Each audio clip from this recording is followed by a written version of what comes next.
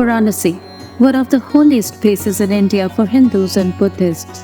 The spiritual capital of India, where taking a dip in the Ganges is said to wash away sins. The ancient city of temples, teachings, pilgrims, and classical music.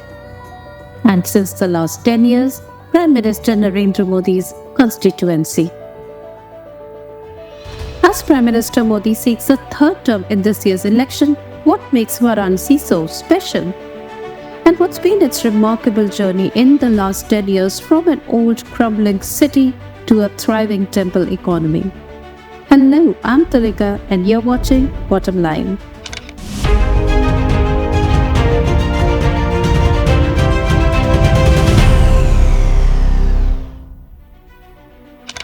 In every episode of Bottom Line, I bring you the most unique, amazing and unusual aspects of India's Lok Sabha election. And this time, it's all about the Modi constituency.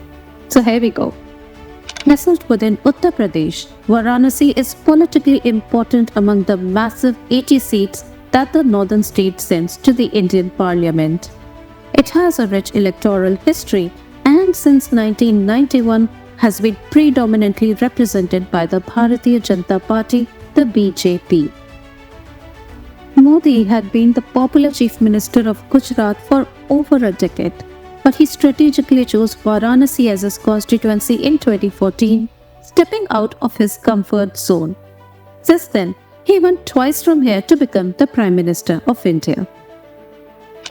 On his debut in 2014, Modi won with a hopping margin of over 3 lakh votes, defeating Arvind Kejriwal of Aam Aadmi Party, who is now the Chief Minister of Delhi.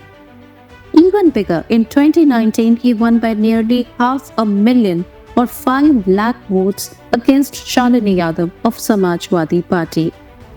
Now this year, these are the other candidates contesting against Modi from Varanasi. This historic city will go to vote on the 1st of June. Yes, the very last day of polling and the last phase of the Lok Sabha election.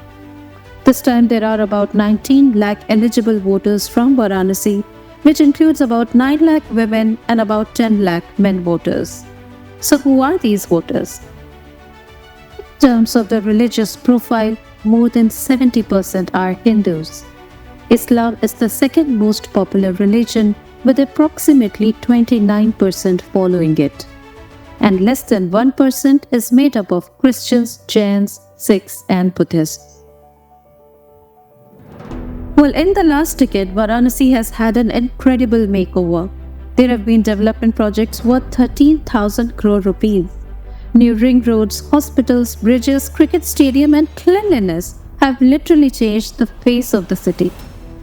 Religious tourism has also spiked. The world's longest motor vessel river cruise, the Ganga Vilas, travels from Varanasi for more than 3,200 kilometers all the way through Dhaka in Bangladesh. But sticky issues remain, including the legal tussle over the Gyanvapi Mosque situated right next to the centuries-old Kashi Vishwanath temple. So, is it going to be development or religious choices? How will all of these issues impact the voting pattern this year?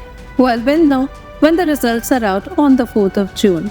With that, it's a wrap. Thank you for watching and I'll see you soon in the next episode of Bottom Line.